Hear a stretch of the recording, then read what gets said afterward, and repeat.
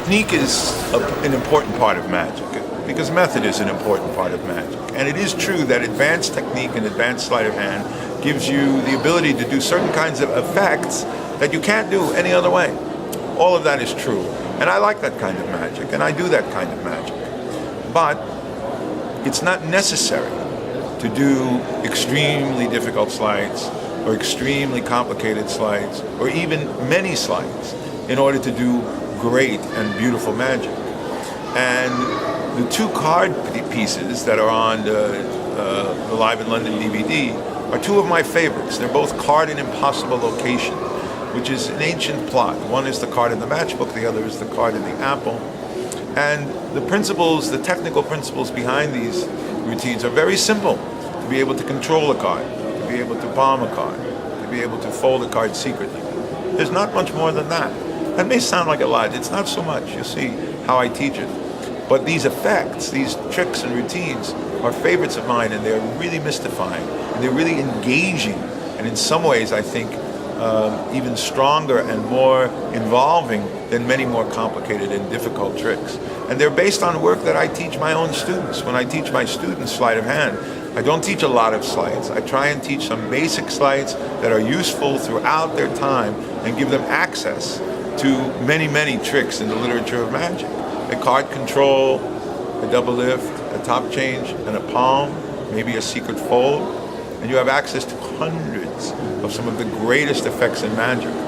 And although technique is important, it's not so much important compared to the choice of material, which is very important, but not so much as important compared to presentation, which is important, but even then not so much as important as your own personality and putting yourself into your magic.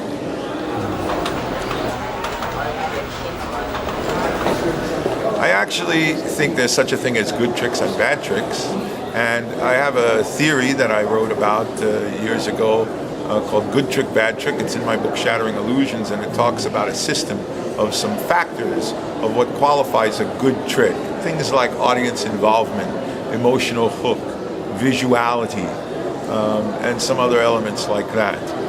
But thinking about a good trick is one thing. Thinking about a good magical experience is another, a kind of a higher level of thinking. And I think at its best, magic is something that does not merely amuse people or distract people, and certainly not puzzle people, but something that gives people a unique aesthetic experience, unlike any other. Because as Max Maven has said, all arts deal with mystery. Many arts deal with mystery as an element, but no art is devoted to the concept and subject of mystery at its core as magic. And bringing the experience of mystery to people, to remind them about the mysteries of the world, mysteries we can understand, mysteries we have yet to understand, and mysteries that maybe we will never understand in some ways, mysteries between people, of human behavior, of human experience. The world is a wondrous and mysterious place, and I think magic at its best reminds us of that. And one of the ways it reminds us is to truly and deeply mystify us and to perch us on the point of a blade, as Whit Hayden says, where on one side it must be magic because there's no other explanation, and on the other side it can't be magic because magic doesn't exist. And if you can perch the audience in this pointy place where they can't really safely or comfortably decide one side or the other, that's the real experience of magic and mystery, unlike any other art.